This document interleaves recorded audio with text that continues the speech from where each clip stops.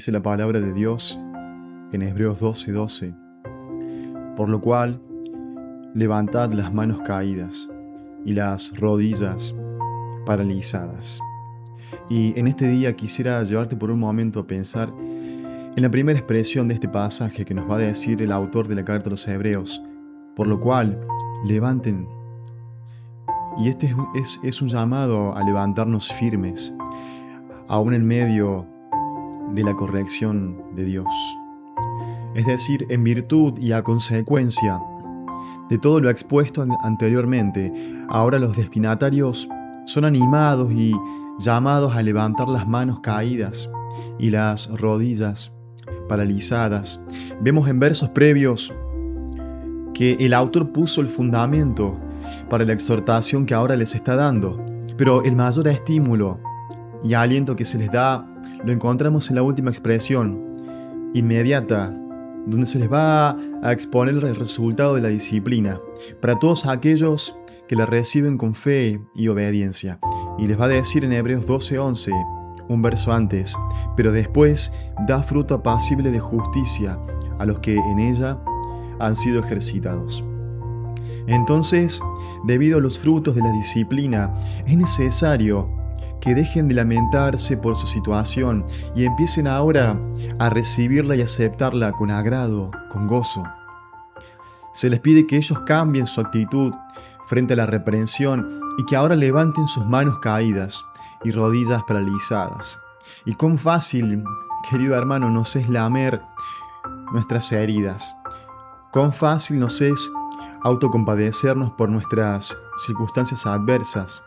Nos autoconvencemos de que somos víctimas, en lugar de reconocer que hemos fallado y pecado contra Dios y que ahora su disciplina purificadora está obrando en nuestras vidas. Y sería bueno preguntarnos, y que te preguntes en este día, ¿cómo es tu actitud frente a su disciplina? ¿Te aferrás a la convicción de que luego del proceso Dios va a traer mejores frutos? Porque la verdad es que todo aquel hijo de Dios que no crea y abrace esta certeza y esperanza en su vida, no tendrá el estímulo necesario para levantar sus manos caídas y sus rodillas paralizadas, y menos aún para hacerlo con su prójimo.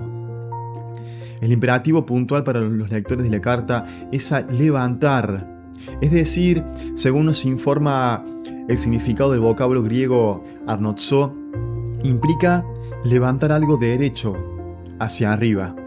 Tiene la idea de enderezar y restablecer lo que está dañado, lo que está caído, corrompido moralmente. En Lucas 13:12 vemos un ejemplo gráfico, vívido del uso de arnozo cuando Jesús se encuentra con una mujer que estaba encorvada. Hacía ya 18 años, a causa de un espíritu de enfermedad que la poseía. Ella no tenía manera de enderezarse, y el Señor, en un acto de amor, de compasión y poder, la libera de ese padecimiento y le desata de esa ligadura. Hace que la mujer se enderece y entonces no tenga más respuesta que agradecer y glorificar a Dios por tal milagro. Y la verdad que bendito Padre Celestial, que busca enderezar, que busca restablecer aquello que el pecado dañó y corrompió en nuestras vidas. Aquel Dios que es capaz de levantarnos de la peor miseria en la que tu rebeldía y la mía, en la que nuestro orgullo nos llevó a caer. Dice el Salmo, el Señor sostiene a todos los que caen y levanta a los oprimidos. Dice también el Proverbio 24, porque 7 veces cae el justo y vuelve a levantarse por la ayuda de Dios. Dice un salmo más, cuando el hombre cayere, no quedará postrado porque Jehová sostiene su mano. Uno más nos dice, pacientemente esperé a Jehová y Jehová se inclinó a mí y oyó mi clamor y me hizo sacar del pozo de la desesperación. Del lodo cenagoso puso mis pies sobre peña y enderezó mis pasos. Y uno más nos va a decir, Dios levanta del polvo al pobre. y el menesteroso alza del estiércol para hacerlo sentar con los príncipes de su pueblo. Este es Dios, nuestro Padre Celestial, que se compadece de vos y de mí aún en medio de su corrección. Y es peculiar el uso que la Septuaginta le da a este vocablo griego en 2 de Samuel 7:13. En cada uno de estos pasajes, como hace también en Crónicas 22, los traductores emplean este término arnozo para el vocablo en español edificar.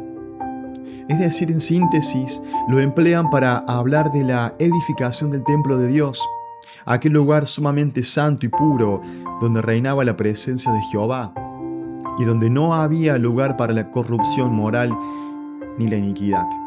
Primera de Crónicas 22:19 nos dice: poned pues ahora vuestros corazones y vuestros ánimos en buscar a Jehová vuestro Dios. Y nos dice también acá el pasaje: y levantaos y edificad el santuario de Jehová Dios, para poder así traer el arca de Jehová y los utensilios consagrados a Dios, a la casa edificada al nombre de Jehová. Pero además, en este pasaje de Hebreos 12:12, arnozo nos da la idea de la necesidad de levantar las fuerzas de cristianos que habían sido quebrantados por la disciplina. Cristianos cuyo ánimo estaba al punto de ya cansarse hasta desmayar. Algunas versiones traducen de la siguiente manera y nos dicen: renovad las fuerzas, fortalezcan, alcen, erguid, robusteced, recobren su vigor, reforzad, armaos de valor, enestad, esforzad, restableced, enderecen. Y no es irrelevante el detalle de la relación de estas expresiones que tienen con el verso siguiente, donde se les va a pedir que hagan sendas derechas para sus pies, para que lo cojo no se salga del camino, sino que sea sanado, en Hebreos 12:13. Y comenta en cuanto a esto David Guzik: ya les ha dado muchas razones para ser fortalecidos en el Señor, y ahora deshacerse del ánimo. Así que ahora es tiempo de hacerlo. Fin de la cita. Y en este pasaje vemos también cómo nos remite a Isaías 35:3, donde encontramos la misma expresión: levanten. Pasaje que, por cierto, a estos cristianos hebreos les debería resultar bastante familiar. El profeta Isaías les da la exhortación al pueblo de Israel luego de anunciarles que traería juicio sobre las naciones y la liberación que tanto ellos esperaban y anhelaban. Pero creo que es conveniente leer previamente el pasaje en capítulo 33, donde se describe la salvación que Jehová anuncia que va a traer sobre su pueblo. El pueblo de Dios estaba afrontando el castigo, ese castigo de disciplina por su desobediencia, de manos de los asirios, pueblo al cual Dios había enviado para castigarlos. Y su clamor entre el pueblo de Israel, junto con Isaías, es: oh Jehová, por favor, ten misericordia de nosotros. A ti hemos esperado, tu brazo de ellos en la mañana, sé también ahora nuestra salvación en tiempo de tribulación. Y vemos en el capítulo 34, el siguiente, una respuesta favorable de ese Dios compasivo para con ellos. La confirmación de su promesa de libertad tras la inminente destrucción de este pueblo enemigo cruel y sanguinario, los asirios. Y llegamos después al capítulo 35, donde a Israel, luego de haber pasado por una necesaria disciplina y haber recibido la promesa de liberación de manos de sus opresores y la restauración también de sus vidas, ahora se les va a llamar a lo que vemos en Hebreos 12:12: fortalecer las manos cansadas, afirmar las rodillas endebles. Expectantes de la retribución que viene de Jehová y solo de Jehová. Por eso entendemos que el empleo que hace el autor de la carta a los Hebreos en Hebreos 12:12 no es para nada improvisado, ni fortuito, ni casual.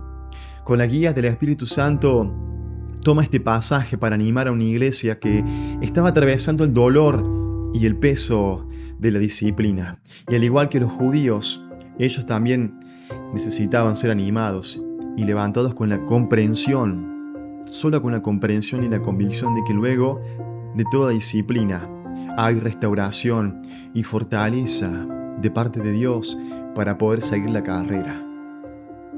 Y quisiera ahora darte una breve descripción de Mateo. Mateo es un creyente fiel, ha corrido esta carrera de fe durante años, pero últimamente la vida le ha golpeado con fuerza. Una enfermedad prolongada, una crisis familiar y el peso de las dudas han agotado sus fuerzas. Mateo ha colapsado, se ha dejado caer de rodillas en el camino polvoriento de su vida. Sus manos, que una vez se levantaban en alabanza, ahora penden pesadas, paralizadas. Mateo está a punto de rendirse, sintiendo que no puede dar un solo paso más. El polvo de su propia derrota está sobre él. La corrección de Dios, su disciplina, ha llegado a su vida y está siendo purificado en el horno de la prueba. Hermanos, la vida cristiana a menudo se compara con una carrera, como vemos y vimos en Hebreos 12, 1 al 3. Es un maratón de fe, no un sprint. Pero hay momentos en esta carrera en los que el camino es tan difícil, los obstáculos tan grandes y el cansancio tan profundo, que nuestras fuerzas simplemente fallan, menguan. Momentos donde parece que todo se desmorona y la esperanza se diluye. Las convicciones que teníamos son socavadas y vemos la corrección de Dios como dura e imposible de soportar. Y la miramos con fastidio, con enojo. Y decimos, Dios, ¿por qué? Pero hay también acá un detalle más, el cual no pasa desapercibido. Y es que también se nos llama a levantar las manos de nuestros hermanos débiles y caídos.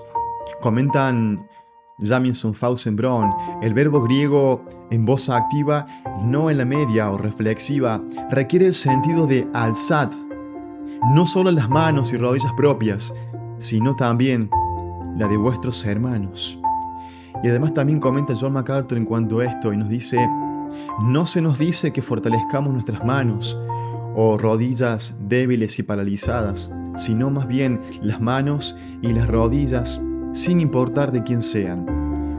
En otras palabras, no debemos concentrarnos en nuestras propias debilidades, sino en ayudar a fortalecer a otros cristianos en las suyas. Y dice John MacArthur, una de las maneras más seguras de alentarnos a uno mismo es dar aliento a alguien más, exhortarnos y tanto más cuando vemos que aquel día se acerca. Una de las mejores maneras de continuar es animar a otros a continuar. Fin de la cita. Y te pregunto, ¿estamos sacando la mirada de nuestro dolor y sufrimiento para poder así centrarla, levantarla a Cristo? Pero además también así ser alentados de tal manera que después podamos mirar con misericordia la necesidad de nuestros hermanos. ¿Estamos dispuestos a levantar las manos caídas y las rodillas paralizadas de nuestro prójimo? ¿Seremos de aquellos que levantan y llevan las cargas del otro? Pero querido hermano, volviendo a la primera expresión de este pasaje, la primera exhortación, creo que en este día deberíamos imitar la actitud y la humildad que vemos del pueblo de Israel, también en Miqueas 7, un pasaje paralelo y también contemporáneo a Isaías 35.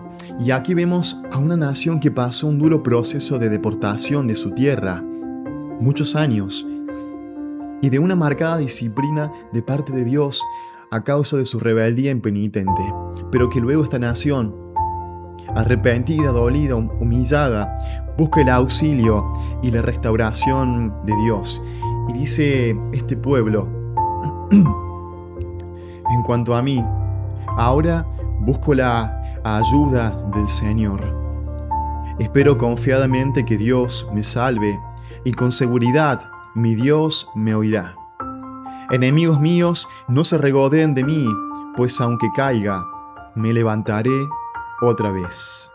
Aunque esté en oscuridad, el Señor será mi luz. Seré paciente cuando el Señor me castigue. Porque he pecado contra Él, pero después,